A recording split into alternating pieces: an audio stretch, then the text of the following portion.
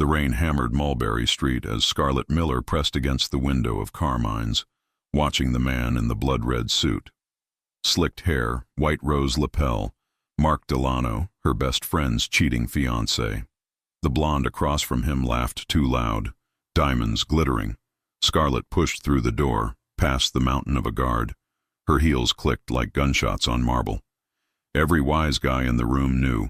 Women who walked into Carmine's alone were either connected or dead. She marched straight to his table. "Mark Delano, you miserable." The man looked up. Wrong eyes, winter steel, not muddy brown. Wrong jaw, wrong nose, wrong everything. But Scarlett was already falling off the cliff of her rage. Cheating on Lisa wasn't enough? Now you're here dressed like a circus act with some woman old enough to be your mother? She jabbed a finger at the elegant gray-haired woman. "No offense, ma'am, but my friend is 26 and doesn't need whatever Botox cocktail you're serving." The restaurant went silent. The woman lowered her teacup, smiling like a Renaissance painting, beautiful and terrifying. Fascinating. The man stood slowly, unfolding to 6'2". "I think you've made a mistake. The only mistake was Lisa trusting you. My name is Dante Costa, not Mark whatever you said." Costa. The name hit like a physical blow. Everyone in New York knew it. The Costa family didn't just run businesses, they ran boroughs. And Dante Costa was heir to an empire built on fear and bodies. "Oh," Scarlett whispered. "Oh no." The woman stood. "What's your name, dear?" "Scarlett Miller." "Scarlett Miller." Elena Costa commanded the room like a general. "Do you know what I appreciate most?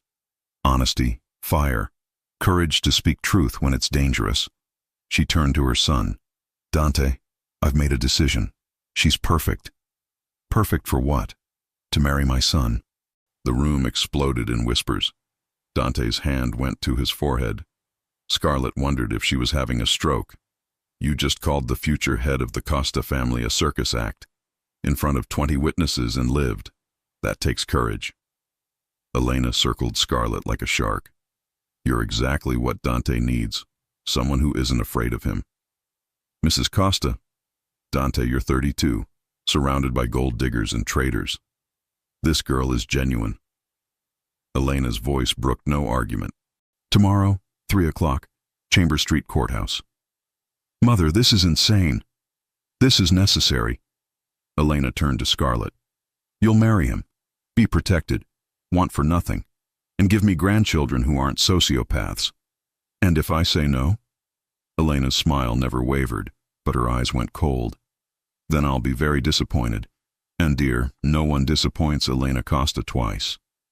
Across the restaurant, the real Mark Delano was slipping out with his blonde. He'd seen everything. "If I agree," Scarlett said suddenly, "I want something. That man there," she pointed at Mark, "he's been lying to my best friend. I want him to pay." Dante followed her finger. "Mark Delano runs numbers for the Santoro family." "Not anymore," Elena said, snapping her fingers. 2 men blocked Mark's exit. "After tonight, Mr. Delano will find himself unemployed and unemployable. His debts called in, his protection revoked." Scarlett watched Mark's face go white. "Deal." Elena extended her hand. "Your loyalty and marriage for our protection and Mark Delano's ruin." Scarlett looked at the offered hand, then at Dante, who watched with resignation and curiosity. "Deal," she said. As Dante escorted her out, his hand barely touching her elbow, Scarlett caught one last glimpse of Mark being escorted to the back room. She wondered if she'd just made the biggest mistake of her life, or maybe something else entirely. Scarlett stood before the mirror, lipstick trembling in her hand. "You're marrying into the mob," Lisa's voice carried from the living room. "Scar, there are 3 armed men in the hallway." "About that," Scarlett emerged. "I'm getting married, today, to Dante Costa." The explanation came in fragments. Lisa listened, cycling through disbelief and understanding. "The Costas kill people, Scarlett." "I know. But Lisa, Elena destroyed Mark in one night. That's the power I just bought into." A knock announced Vincent, Elena's attendant, with a garment bag and briefcase. The midnight blue dress was perfect. The prenuptial agreement was surprisingly generous. Financial security, legal immunity, protections instead of restrictions. Elena values loyalty above all, Vincent said, but she believes in fair compensation. The courthouse was nearly empty. Dante waited on the steps in a black suit. You came. Did I have a choice? Everyone has a choice, Scarlett, even when it doesn't feel like it. The ceremony was perfunctory. When Dante slipped the platinum band on her finger, perfect fit, Scarlett wondered how Elena had known her size. You may kiss the bride. Dante's lips barely brushed hers, but somehow more intimate than any real kiss.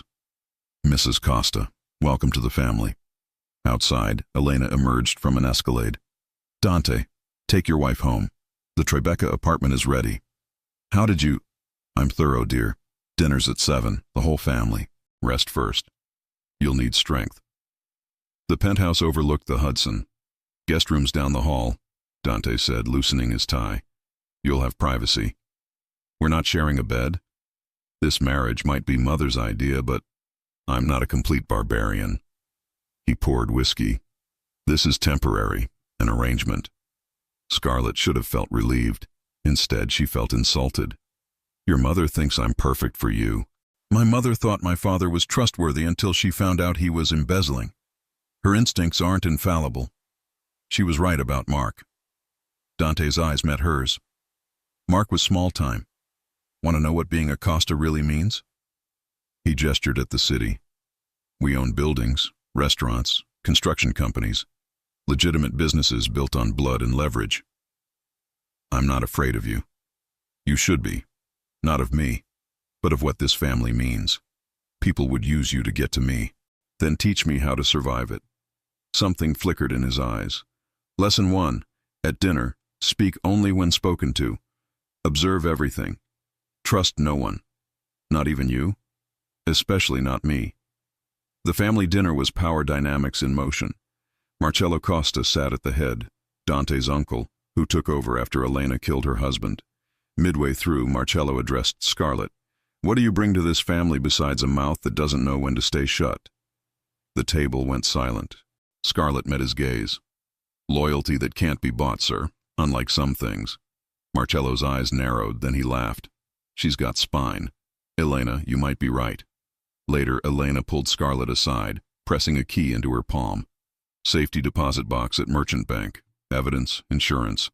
If anything happens to me, that box is yours. Mrs. Costa.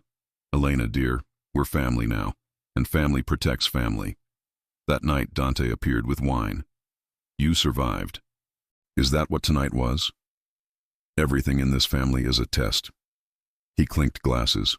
For what it's worth, you passed. Marcello doesn't laugh at just anyone. I'm terrified, every second. But fear doesn't mean silence. For the first time, Dante smiled, real, softening his harsh features. Maybe Mother wasn't completely insane. As Scarlett drifted to sleep, she realized she'd entered as a prisoner. But the cage was starting to feel like possibility. Scarlett woke to find Dante gone and a note. Meeting downtown. Drivers outside if needed. She called Elena. I need to understand what I married into. Finally asking the right questions. Metropolitan Club, 1 hour. Elena slid a leather folder across the table. 3 generations of careful cultivation. Inside were organizational charts, loan sharking, protection rackets, smuggling. At the center, Dante's name. He runs all of this. Dante is operations chief.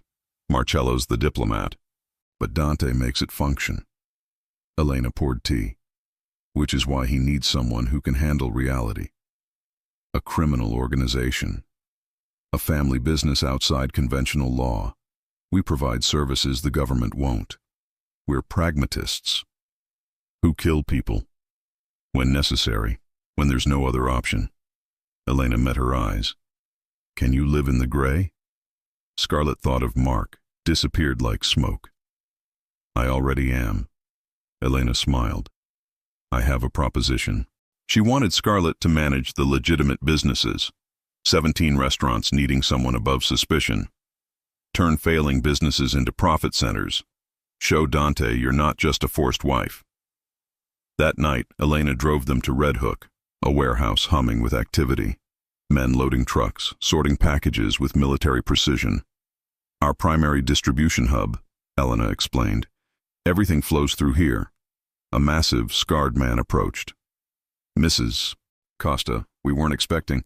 Luca, this is Scarlett, Dante's wife. She'll audit restaurant operations. She needs to understand the scope. Watching the operation, Scarlett realized the genius. The restaurants aren't just fronts, they're the distribution network. Now you're understanding. Elena looked pleased. Every kitchen, delivery truck, storage room serves dual purposes. The restaurants must be successful.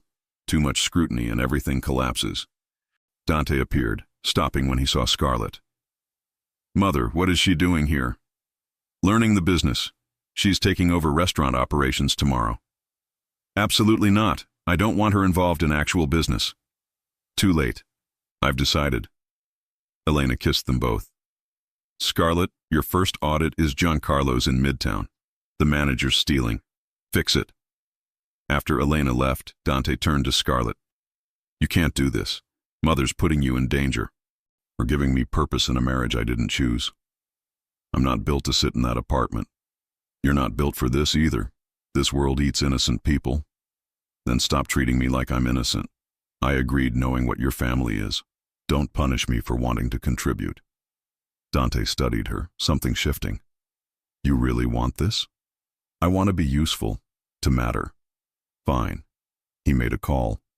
Carlo, deep background on Danny Marconi at Giancarlo's. Everything. Yeah, by morning. He hung up. The manager's been skimming for months. We've been watching, gathering evidence. They spent 3 hours in his office. Organizational charts, stolen funds, Danny's gambling debts to the Bratva. Nearly $200,000 over 8 months. He owes the Russians $300,000, Dante explained. He stole from us to pay them. We're his only lifeline. Think you can handle that conversation? Scarlett met his gaze. I called you a circus act in front of 20 made men. I can handle one scared thief. Dante smiled. Mother might actually be a genius. Later, sharing Chinese takeout, Dante opened up. Mother didn't force this to control me. She did it to save me. I was becoming my father, cold, isolated, trusting no one. She saw it would destroy me. So she gave you me, a stranger who yelled at you? Someone who sees me as human. Someone with no agenda except survival. He turned to her. You're not innocent, Scarlett, but you're not corrupted either. In this family, that's rarer than gold. Something shifted between them. Not attraction, but understanding. Foundation beneath the arranged marriage. Tomorrow you become a Costa for real, Dante said. Ready? Scarlett thought of Danny, of the Empire, of power. I'm ready. And meant it. Giancarlo's was all exposed brick and low lighting. Scarlett arrived at 9 a.m. with evidence of Danny Marconi's entire criminal history. When she demanded to see him, the hostess went pale. Mrs. Costa? I'll get him immediately. Danny appeared, smile plastered on. Mrs. Costa, what an unexpected... We can talk here or your office, but we are talking. In his cramped office, Scarlett laid out the evidence. You've stolen $197,000. Inflated costs, ghost employees, cash skimming. You've been robbing us to pay the Bratva. Danny went gray. I can explain. You're in debt $300,000. The Russians will kill you regardless. Scarlett leaned forward. Return every penny. Work for free until paid. We'll handle the Bratva. This is your only chance. Steal again, and we gift wrap you for them ourselves. I understand, Danny whispered. Good. $50,000 down payment tomorrow. And Danny, make this restaurant profitable again, or our deal's off. Walking out, Scarlett felt a rush of real power. Her phone buzzed. Dante, how'd it go? He agreed. $50,000 tomorrow. Impressive. Meet me at Fulton Street Warehouse in an hour. Another problem. At Fulton, Dante waited with a stunning woman. Scarlett, Isabella Romano. She runs pharmaceutical distribution. Isabella's handshake was calculated. The girl who screamed at him, how charming. Isabella's been with me 5 years, Dante said. Very close. The implication was clear. Scarlett recognized territorial marking. Then you must be devastated, watching him marry someone else. Isabella's smile went rigid. We're missing 2 Canadian shipments, Dante said. Isabella thinks it's the supplier. I think it's internal. It's the supplier, Isabella insisted. Jean-Marc's unreliable. We should cut ties. Or, Scarlett said slowly, someone wants us to cut ties with a reliable supplier to create chaos. Who benefits if we lose Jean-Marc? Both stared at her. Explain, Dante said. If the supplier was stealing, they'd take small amounts over time. 2 entire shipments missing at once? That's sabotage. Someone wants us fighting with our supplier. Scarlett turned to Isabella. Who benefits? I don't appreciate the implication. I'm asking strategically. Who else has approached us about Canadian supply? Dante's expression sharpened. The Moretti family. And if we're fighting with Jean-Marc, we'd be vulnerable. Scarlett looked at Isabella. Has anyone from the Moretti family contacted you? Isabella's silence was answer enough. Have you been talking to the Morettis? Dante's voice went cold. They approached me for intelligence gathering. She stopped, realizing the trap. Without telling me.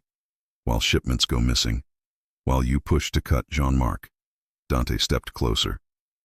While the Morettis wait with a replacement. A call to Toronto confirmed it. Moretti men stealing their shipments from Jean-Marc's warehouse before they shipped. You're suspended, Dante told Isabella. To Scarlett. Think you can fix this? I don't know anything about pharmaceutical distribution. You figured out confronting thieves this morning. Study this. He handed her a binder. 48 hours to fix it. After Isabella left, humiliated, Dante said, You saw through the Moretti play in 5 minutes. Isabella missed it for weeks. That's not luck. That's intelligence. That night they worked together until midnight. Dante explaining terminology, offering context. Can I ask something personal? Scarlett ventured. Isabella, were you two? No. She wanted to be. I never crossed that line. Mixing business and pleasure is suicide. But you married me. That's different. Our marriage is business. He paused. Or it started that way. What's changing? You are. Or I am. Or we are together. He ran a hand through his hair. You show up, yelling about suits and betrayal, and suddenly nothing makes sense. Is that good or bad? I don't know yet, but I'm starting to think Mother's machinations might lead somewhere real. Scarlett's phone buzzed. Unknown number. You're making enemies fast, Mrs. Costa. Watch your back. Dante forwarded it to himself. Isabella, or the Morettis, or someone else. This is the life now. I know. You can still walk away, annul the marriage, take a payout. Could I? Really? I know too much now. Dante's silence confirmed it. So I might as well succeed. If I'm stuck here, I'm going to own it. You really are fearless. I'm terrified. But I'm done being powerless. She met his eyes. Teach me everything. They worked until dawn, and somewhere in those hours, the space between them shifted from strangers to something else. Partnership. The Jean-Marc meeting was Thursday at a neutral restaurant in Queens. Scarlett spent 2 days memorizing pharmaceutical supply chains, routes, leverage points. You don't have to do this, Dante said as they arrived. If I'm running this operation, he needs to respect me as more than your wife. Jean-Marc was lean, sharp-eyed, 50s. Dante. And the famous wife causing ripples in New York. Mr. Trudeau. Scarlett began, taking control. I want to apologize for the confusion. We've identified the problem. She slid over security footage. The Moretti family intercepted our shipments from your Toronto warehouse. They wanted us to blame you, create an opening. Jean-Marc's expression darkened. They used my warehouse to steal, making me look incompetent. Exactly. They played us both. Scarlett leaned forward. How do we respond? We? Jean-Marc looked intrigued. Dante, your wife speaks for the family. On pharmaceuticals, yes. Full authority. Then what do you propose, Mrs. Costa? Joint retaliation. They attacked both our operations. We make them pay together. Scarlett had rehearsed this. You have Canadian connections. We have New York infrastructure. We coordinate to sabotage their supply lines, force them to overpay, squeeze them dry. And then? Then we offer mercy, at a price. They pay reparations and never touch our partnership again. She pulled out a contract. New terms. Better for you, stronger security, profit sharing on new routes. Jean-Marc read slowly. Isabella Romano would never have offered these terms. Isabella was thinking tactically.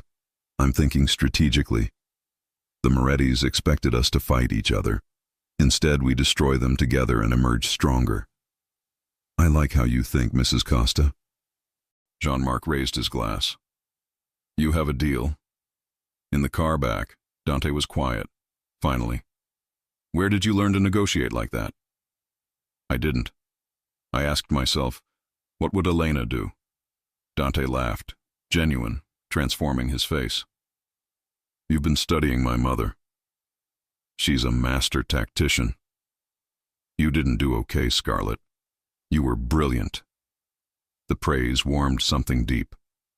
Isabella's going to hate me more. Isabella is the least of our concerns. The Morettis will retaliate. You need protection. He pulled out his phone. From now on, personal security detail.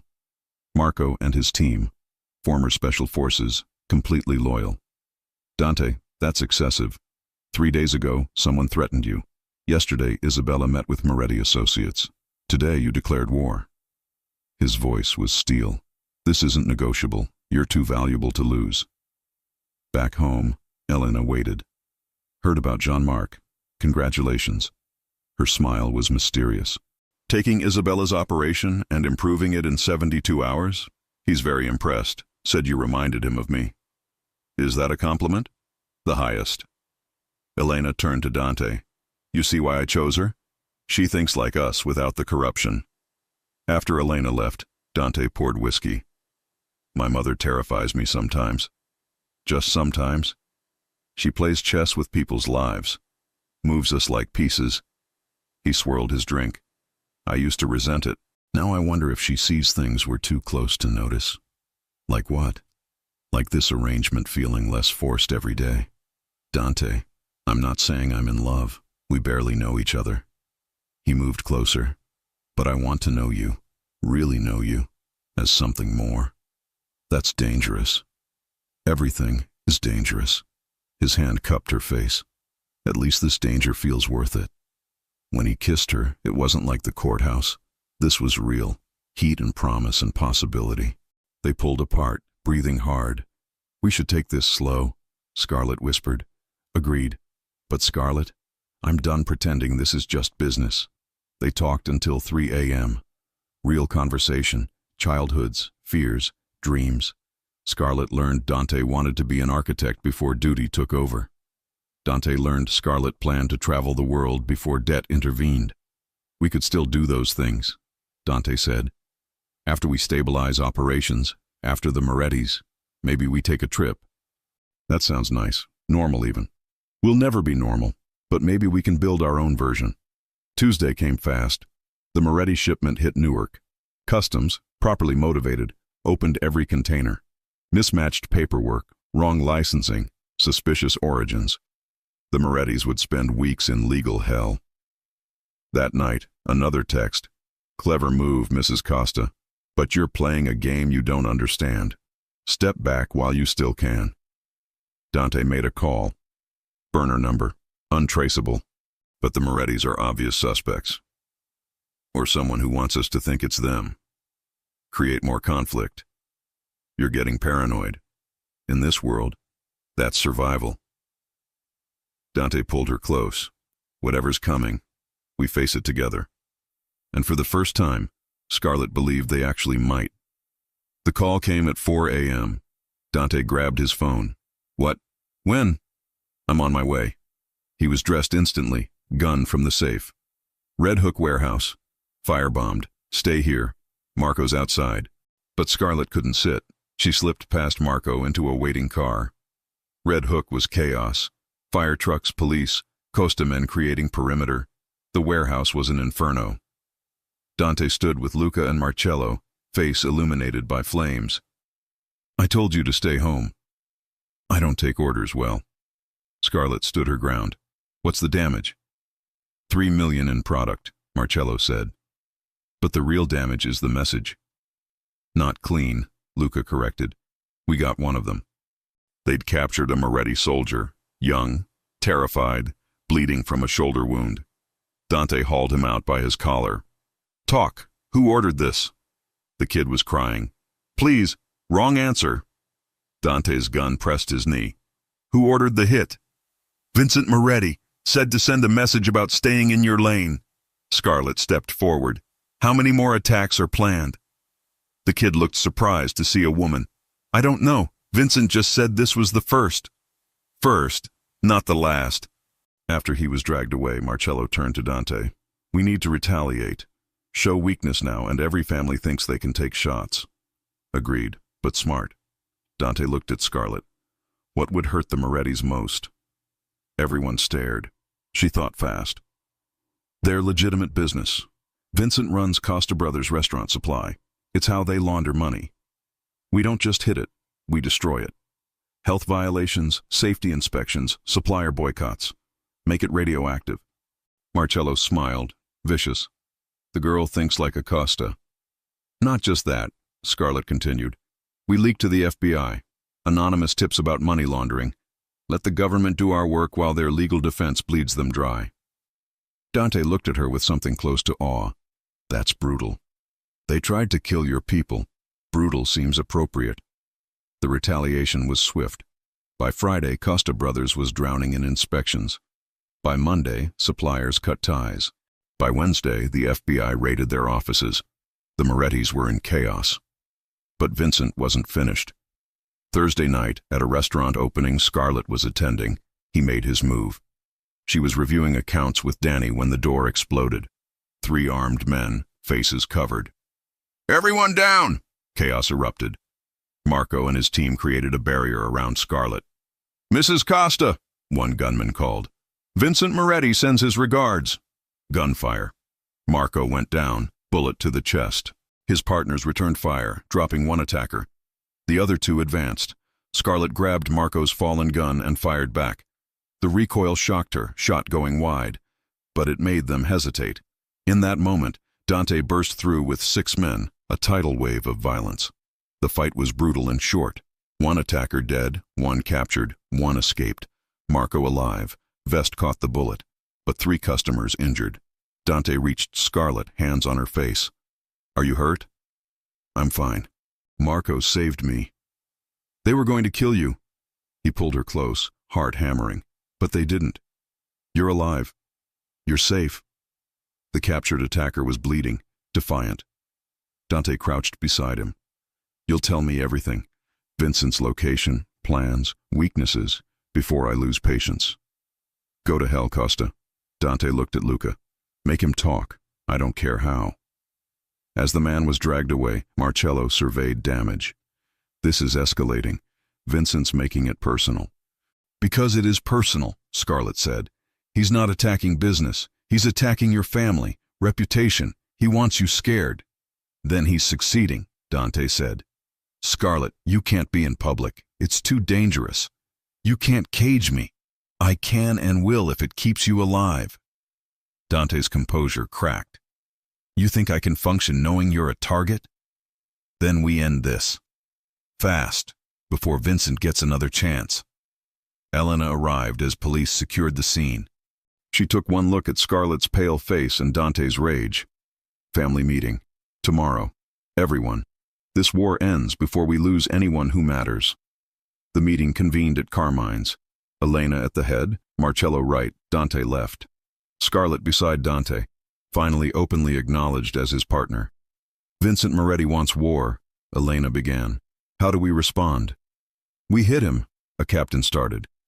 That's what he expects, Scarlett interrupted. All eyes turned. Vincent wants attrition. Thinks we'll exhaust ourselves, create opportunities for others. We need to be smarter. The girl's right, Marcello said. Scarlett stood. Vincent's weakness is pride. He's emotional, not strategic. We make him an offer he can't refuse. When he refuses anyway, everyone sees him as the unreasonable aggressor. What offer? Elena asked. Peace. Public, formal, generous. We offer compensation for Newark, even though his people stole first. We do it before the commission, with witnesses from every family. Scarlett paced. Either he accepts and we get peace, or he refuses, and every family sees him prolonging violence that's bad for business. Dante caught on. And when he refuses, the commission authorizes us to end the threat, with their blessing. Scarlett smiled coldly. We destroy him with the underworld's permission. Marcello laughed. Elena, your daughter-in-law is a genius. That night, alone, Dante pulled Scarlett close. You could have died today. But I didn't. When I got the call, when I thought you might be. He struggled. I've never been that terrified. She cupped his face. I'm here. Tomorrow we end this. Promise me. If things go wrong, you'll stay safe. Dante, please. I can face anything except losing you. His voice broke. This started as arrangement, but Scarlett, it's become everything. You've become everything. Scarlett kissed him, pouring feeling into it. I promise I'll be careful. But I won't hide. We're partners. They made love with desperate intensity, knowing tomorrow would change everything. Wrapped in each other afterward, Scarlett realized she'd fallen completely in love with the man she'd been forced to marry. Fate had a twisted sense of humor. But maybe it knew what it was doing all along. The commission met at a Westchester estate, neutral ground where New York's 5 families could gather without violence. Scarlett wore midnight blue, impossible to ignore. Dante stayed close, hand occasionally finding hers. The meeting room was intimidating. Long table, family representatives, decades of blood weighing the air. Vincent Moretti sat at the far end, smug. Don Catalano called order. We address the Costa Moretti conflict. Elena Costa, you called this session. Speak. Elena stood with regal bearing. Recent violence has been unfortunate and costly. In the interest of peace, the Costas extend an olive branch. Vincent sneered. After sabotaging my business? After your people stole from us first, Dante countered. But we're willing to overlook it. Scarlett stood. A woman speaking at commission was rare. Mr. Moretti, the Costa family offers $50,000 compensation for Newark, formal apology before this commission, and guarantee of non-interference in your pharmaceutical operations. Vincent laughed. $50,000. You cost me millions. Because you chose retaliation over communication. Because you firebombed our warehouse and tried to murder me in public. Scarlett's voice was calm. Our offer is generous considering your aggression. Don Catalano leaned forward. The woman has a point, Vincent. Your actions have been disproportionate. Disproportionate? Vincent slammed the table. They humiliated me. No, Scarlett said. You made yourself look weak by responding emotionally instead of strategically. We're offering you a way to save face. Vincent's face went purple. I don't need your pity, Costa whore. Dante was up instantly, gun drawn. Finish that sentence and die. Enough, Don Catalano boomed. Vincent, control yourself. Mrs. Costa showed respect. Return it or face consequences. Vincent breathed hard, warring with pride. I reject your insulting offer. The Costas will pay in blood. So be it, Elena said quietly. Don Catalano, the commission witnessed our good faith. Mr. Moretti refused. We ask blessing to defend ourselves by any means necessary. The family heads nodded one by one. The commission finds the Costa offer reasonable and Vincent Moretti's rejection unwise. You have our blessing, but contain it. No civilians, no spectacles. As they left, Marcello clapped Dante's shoulder. Well played. Now we can move without starting war with the commission. How long until he strikes? Scarlett asked. Not long, Dante said. Vincent's pride is wounded. He'll strike fast. The attack came that night. Scarlett was reviewing plans when power cut. Emergency lights bathed everything red. Marco burst through. Mrs. Costa, we need to move. Moretti soldiers, 8 of them, service elevator. Dante was across town. Scarlett texted, "Under attack, home, send help." Marco hustled her toward the panic room. 10 feet away, the first explosion took out the front door. Vincent Moretti walked through smoke, flanked by armed men. "Hello, Mrs. Costa. Time we had a conversation." Marco stepped between them. "You'll have to go through me." "Gladly." Vincent shot him 3 times, center mass. Marco went down. Scarlett screamed, diving for the panic room. A hand grabbed her hair, yanking back. Pain exploded. "Did you think you could humiliate me and live?" Vincent dragged her to the couch, making me look unreasonable. "I'm going to make Dante watch while I carve up his precious wife." He grabbed her arm. Scarlett went limp, dead weight. In his imbalance, she drove her elbow into his throat. Vincent stumbled. Scarlett ran, but his man caught her, slamming her against the wall. Stars exploded. "Boss wants her alive." Didn't say unbruised. The punch caught her ribs. Pain flared, stealing breath. Another to her face. She tasted blood. Through haze, she heard gunfire. The man holding her suddenly released, blood blooming. He fell.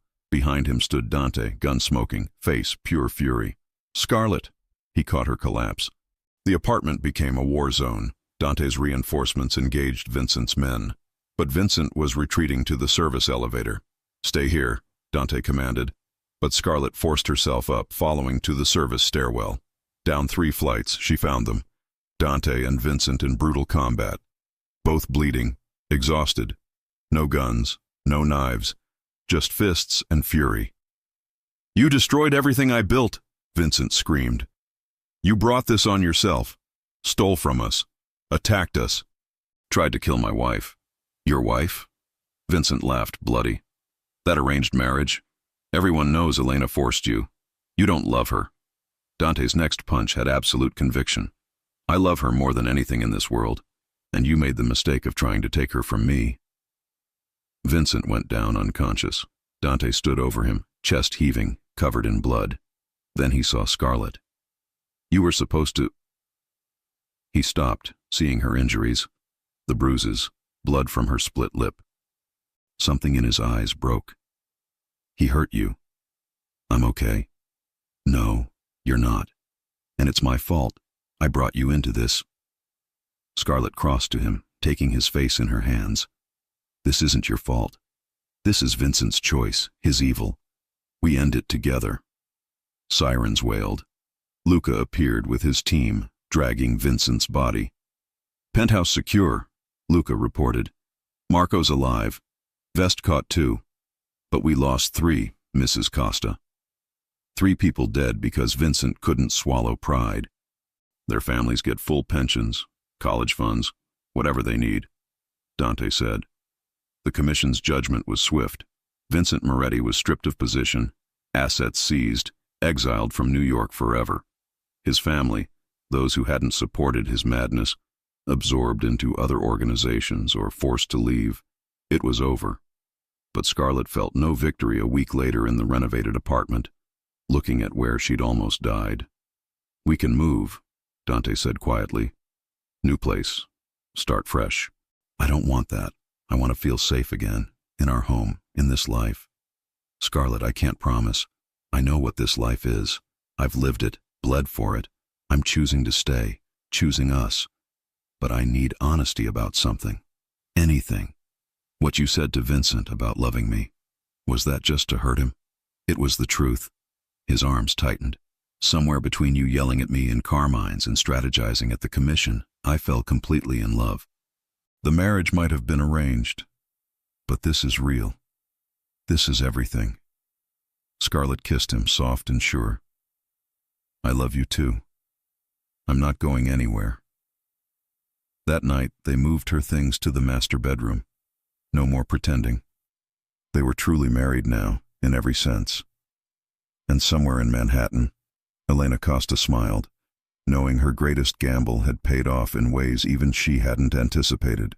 3 months after the Vincent Moretti War, Scarlett woke nauseous for the 5th morning straight. She made it to the bathroom just in time. Dante appeared. "3rd time this week. I'm calling the doctor." "I'm fine." "You run a pharmaceutical operation without breaking a sweat. This isn't stress." He pulled out his phone. Dr. Russo sees you today. 2 hours later, Dr. Russo delivered news. Based on symptoms and blood work, you're pregnant, about 8 weeks. The world tilted. Pregnant? Congratulations. Everything looks healthy, but given your circumstances, I recommend extra security. Pregnancy makes you vulnerable. Scarlett left in a daze. Pregnant. Carrying Dante's child, a baby born into this violent, beautiful, terrifying world. She found Dante at Red Hook, overseeing a shipment. When he saw her face, he dismissed everyone. What did the doctor say? I'm pregnant. Dante froze. What? 8 weeks. He stared, then laughed, pure, joyous, disbelieving. He picked her up, spinning carefully. We're having a baby? A real baby? Put me down, you're making me dizzy. But she was laughing too, crying, overwhelmed. I love you, and I'm going to love our child. He set her down gently. We'll give this baby everything. Safety, love, a better life. How do we give a child normalcy and mob royalty? We figure it out, together. But first, we tell no one until we're past the first trimester. This is just ours. They kept the secret 3 weeks. But Elena wasn't easily fooled. She cornered Scarlett at a restaurant opening. How far along are you? I don't know what. I've had 3 children and more miscarriages than I count. I know the signs. How far? 11 weeks, Scarlett admitted. We were going to tell everyone after the first trimester. Smart. This world isn't kind to pregnant women. Elena sat. But you're carrying the future of this family. My grandchild. I'm going to protect you with everything I have. Mrs. Costa. Elena, we're past formalities. She pulled out her phone. I'm doubling security, adding medical team. And you're stepping back from active operations. What? No. I just took over pharmaceuticals. They'll be there after you give birth. But right now you're too valuable to risk. Consult, strategize, manage from distance. But no field work. Not until that baby is safely in your arms. Scarlett wanted to argue, but Elena was right. She'd been lucky with Vincent. The next threat might not be forgiving. Dante's going to hate this. Dante already suggested it. I just agreed. Elena smiled. You've proven yourself a dozen times. No one questions your capabilities, but even the strongest warrior protects the next generation. The news spread carefully. Marcello increased security. Jean-Marc sent a massive gift basket. Even Isabella, still in Boston, sent grudging congratulations. But with joy came complications. Her body changed, hormones raged, patience for political games evaporated. During a captain's meeting debating territory, she snapped, Enough! Her hand slammed the table. You're arguing about 3 blocks in Queens while missing a massive Jersey expansion opportunity. The Scarpacci family is weak, distribution falling apart. We could absorb it all in 6 months. But no, let's bicker about parking meters instead of building something. Silence. Even Marcello looked taken aback. Pregnancy hormones make her feisty, he finally said almost admiringly. Scarlett, you're right. Let's discuss Jersey. That night, Dante found her crying, overwhelmed. Hey, what's wrong? I yelled at your uncle. At everyone. I'm supposed to be professional. You were brilliant. They needed someone to call them on their bullshit. He kissed her forehead. You're carrying our child while running a criminal empire. You're allowed to have moments. I'm scared. What if I'm not good at this? What if our baby hates what we are? Then we give them the choice we never had. To walk away. Be something different. His hand rested on her belly. But we also show them that family, real family, is worth protecting. That there's honor, even in this life. At 5 months, Scarlett's world shifted again. A woman walked into their building, elegant, mid-30s, with Dante's eyes. I need to see my brother. Tell Dante that Sophia's home. Sophia Costa. Dante's younger sister, who disappeared 5 years ago after her husband's betrayal. Dante got the call and went pale. Sophia's downstairs. She wants to talk. Your sister? The one who left? The one who nearly destroyed this family when her husband tried to stage a coup. I need to handle this alone. No. If she's causing problems, I should be there. We face threats together. Sophia sat in their living room, hands twisting, looking broken. Dante, I know I have no right, but I needed to come home, to apologize, to make things right. Make things right? Dante's voice was ice. Your husband nearly killed Mother, betrayed every alliance, and you knew, didn't you? Sophia's tears fell freely. I suspected, but I loved him, was blind. By the time I realized the truth, Marco was dead, damage done, and I. She looked up. I've spent 5 years running, from families wanting revenge, from our own judgment. I'm tired. I just want to come home. And we're supposed to welcome you back? Pretend the last 5 years didn't happen? Scarlett touched Dante's arm. Maybe we hear her out. He looked incredulous. Scarlett, she betrayed the family. I know. But she's your sister, asking for a second chance. Scarlett turned to Sophia. Why now? Sophia's hand went to her belly, and Scarlett understood. You're pregnant. Sophia nodded. 4 months. The father's a good man, Dante. Not in the life. But I can't give my child a life on the run. I want them to know their family, to have roots.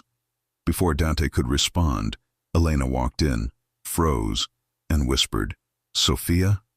Mother and daughter stared across the room, 5 years of pain between them. Hi, Mama, Sophia whispered. Elena crossed in 3 strides, slapping Sophia across the face. The crack echoed. Then she pulled Sophia into her arms, sobbing, my baby girl, you're home. Watching them, Scarlett felt Dante's hand find hers, squeezing tight. Family was complicated, messy, sometimes broken. But it was also this. Coming home, even when you didn't deserve to. That night, the family gathered for the first time in years. Marcello, surprisingly, embraced his niece. Elena made the announcement. Sophia is home. Past mistakes forgiven. Place in the family restored. And we have not 1, but 2 babies coming. The next generation of Costas. Later, in bed, Dante held Scarlett close. Thank you for that. For pushing me to hear her out. Everyone deserves a second chance. You're going to be an amazing mother. Fierce and fair. He kissed her temple. Our child is so lucky. Scarlett drifted to sleep feeling, for the first time in months, like this complicated, violent, beautiful family would survive anything.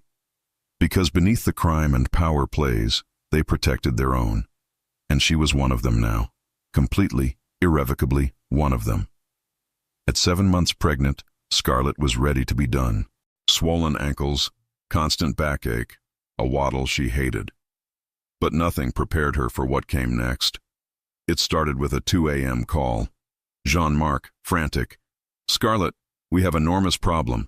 Montreal shipment, 20 million in product, vanished. She was on a conference call within minutes, Dante beside her, Elena joining remotely. How does 20 million just vanish? Dante demanded.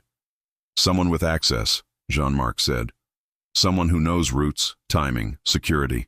This is inside job. Within 48 hours they had their answer. Sophia. Dante's sister had been feeding information to her baby's father, Marcus Webb, undercover DEA agent. The pregnancy was real, but the love story was a lie. Marcus used her guilt and desire for redemption to get inside information. The evidence was damning. Recorded calls, documented meetings, enough to put Sophia away for life, and potentially bring down the entire family. Elena's face when she learned was something Scarlett would never forget. Not anger, just profound, devastating sadness. My daughter, my baby girl, twice. They found Sophia at a Connecticut safe house packing to run.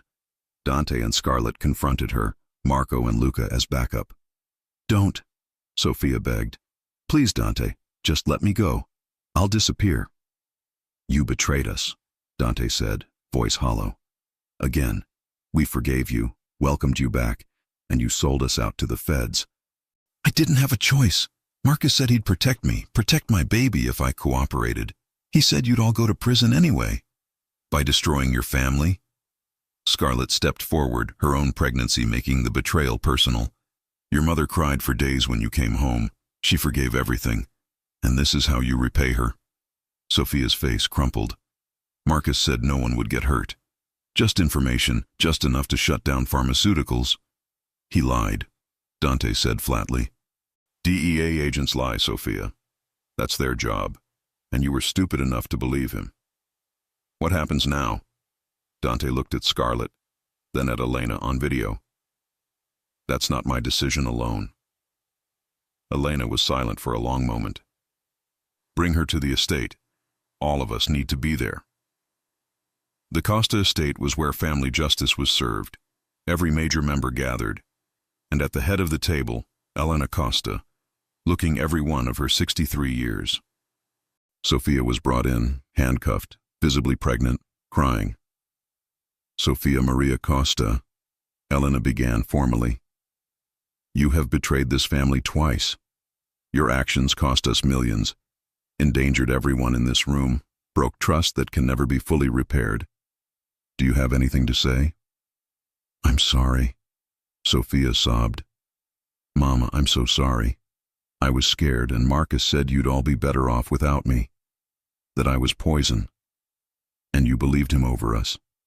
Elena stood, walking slowly to her daughter. I gave you life twice, Sophia. Once when you were born, once when you came home. Both times you chose to spit on that gift. Mama, please. The commission has been notified. The DEA has a warrant.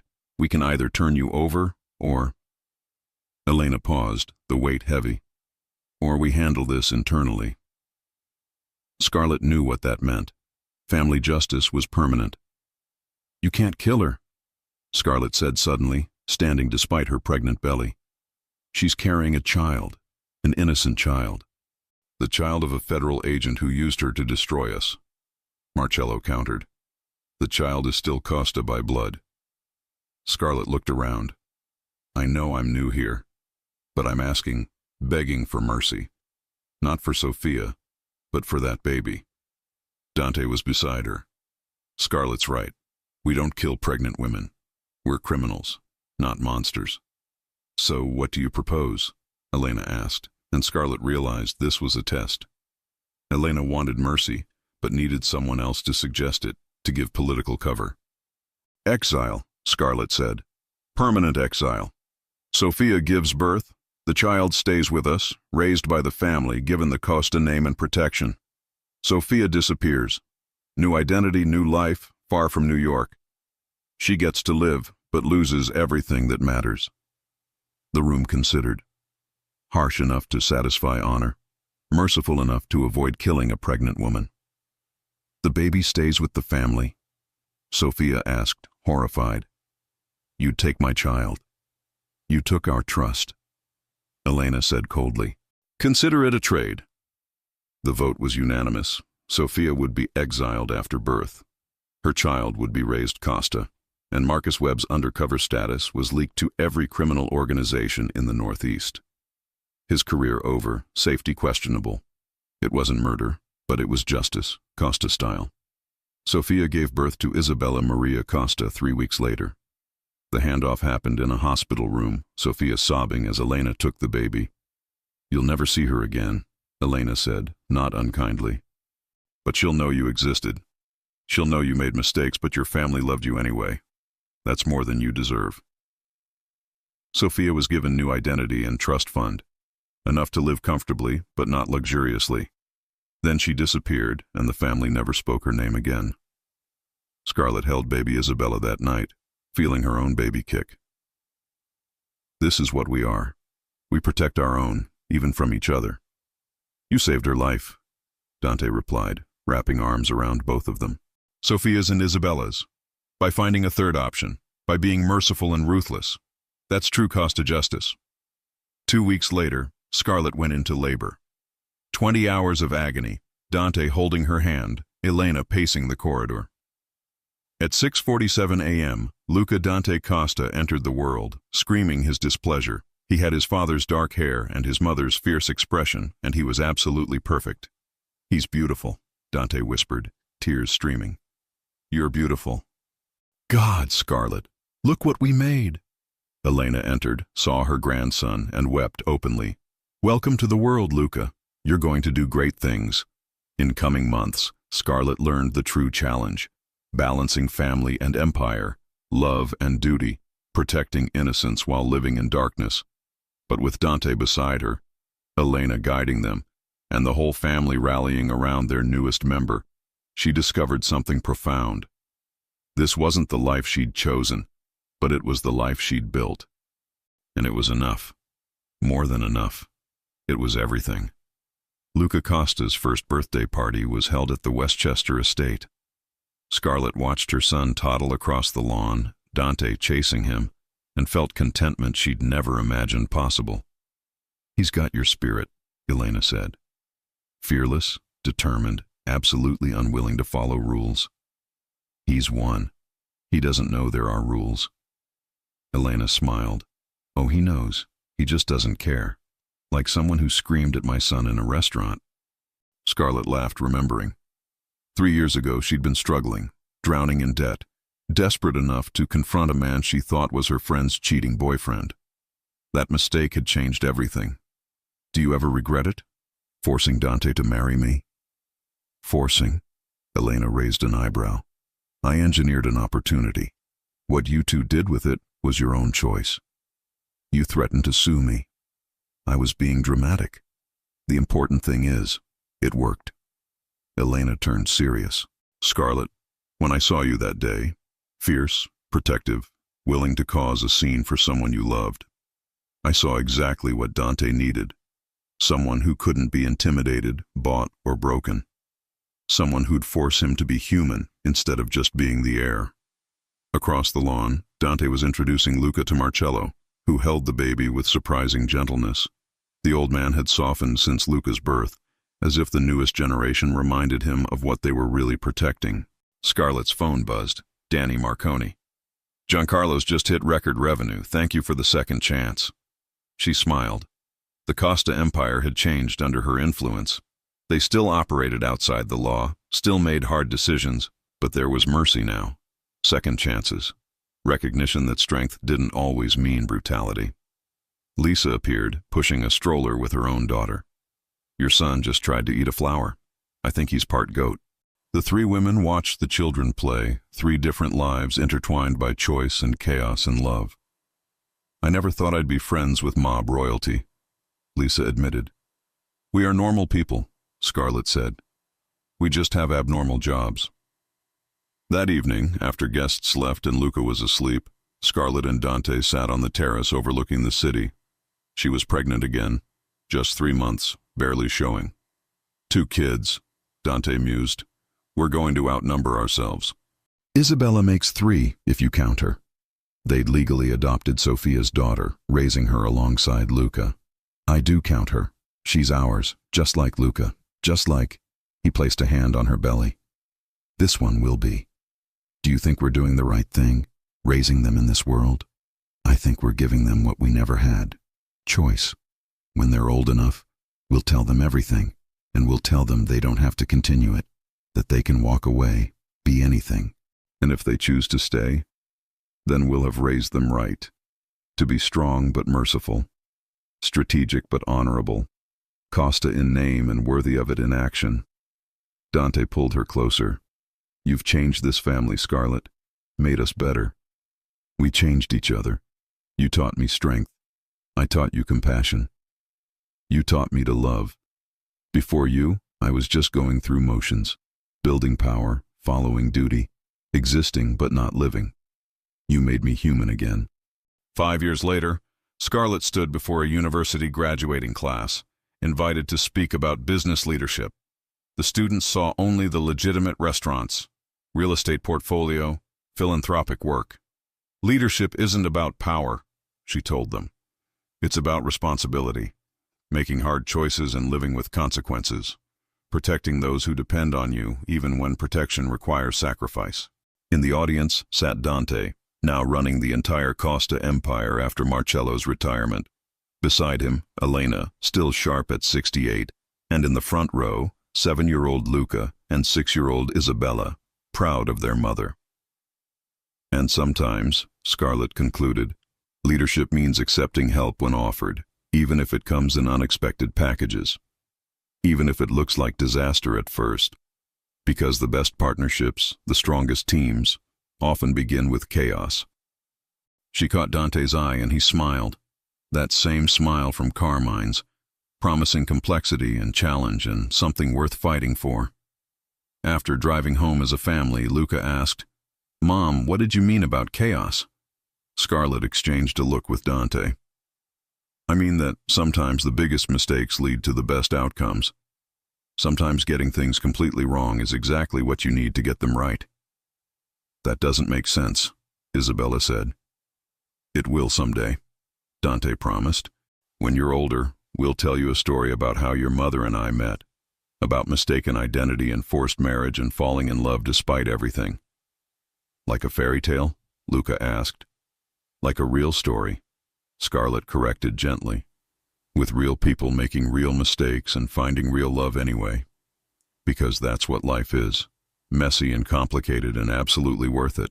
That night, after the children slept, Scarlett and Dante stood in their Brooklyn home. No longer the Tribeca apartment, but a place they'd built together. "No regrets?" Dante asked. "Not a single one. You?" "Only that I didn't see what Mother saw from the beginning. That you were exactly what I needed. A woman who yells at strangers. A woman who sees through bullshit, demands honesty, and loves fiercely enough to change the world, or at least change one damaged mob boss into something resembling a decent man. You were always decent. You just needed permission to show it." They fell asleep wrapped in each other, two people who'd started as strangers, become enemies, transformed into partners, and finally, irrevocably, became soulmates. And somewhere in Manhattan, Elena Costa looked at a framed photo of Dante and Scarlett's second wedding, the real one, born of love instead of manipulation. "I knew," she whispered to the empty room. "From the moment she called him a rotten cucumber, I knew they'd be perfect." She raised a glass of wine to the photo, to the empire, to the future, to arranged marriages. May they always turn out this well. And in the Costa legacy, built on blood and loyalty and unexpected love, Scarlett Miller's name was written permanently, not as a footnote, but as the woman who'd changed everything simply by being herself. Fierce, honest, unafraid. Exactly what the family needed. Exactly what Dante Costa had been missing his entire life. If you enjoy stories like this, take a moment to subscribe to the channel. That's how I'll know you truly liked it. Even if you're watching on your TV, grab a second to join this family of fans who love emotional and heartfelt stories. Your support means everything, and it helps us bring you even more tales like this one.